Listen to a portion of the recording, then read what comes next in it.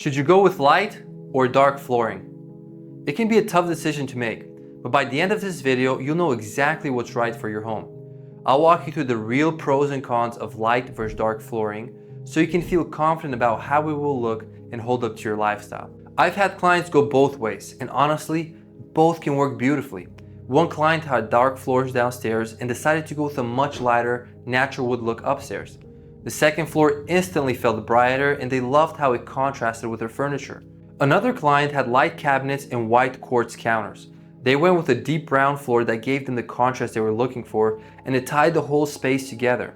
So it's not that one is better than the other, it's just what fits in your space and your priorities. Let's start with how light versus dark flooring can totally change the feel of a space. Light flooring has a softer, more open feel. It reflects more light and can make a room feel more open and larger. It's great if you like a clean, modern look or just want your space to feel brighter and more open. Dark flooring, on the other hand, feels richer and more dramatic. It gives the room a richer feel, and it's a great fit if you're going for something a little more classic or bold. So ask yourself, do you want a light, modern feel or something bold and classic? But there's more to this decision than just how it looks.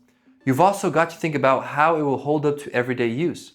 If you've got pets, kids, or just a lot of foot traffic, this decision matters more than you think.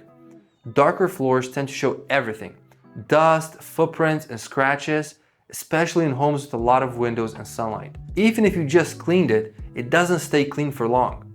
Light floors are a little more forgiving. They hide most dust and scratches pretty well, but they'll still make the pet hair and dark dirt more noticeable.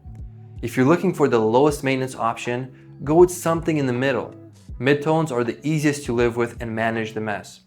Another factor to think about is home value.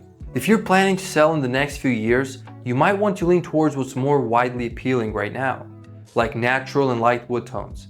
They make the space look larger and cleaner in photos, which is a big deal when you're listing a home. Darker floors still add value, especially in upscale or traditional homes, but they can feel a little closed off if not done right. So if resale is on your mind, keep it neutral and timeless. That usually means leaning a little lighter, but it depends on your home style and what buyers in your area expect. So maybe now you've narrowed it down a bit between light or dark flooring, but what color should you really go with?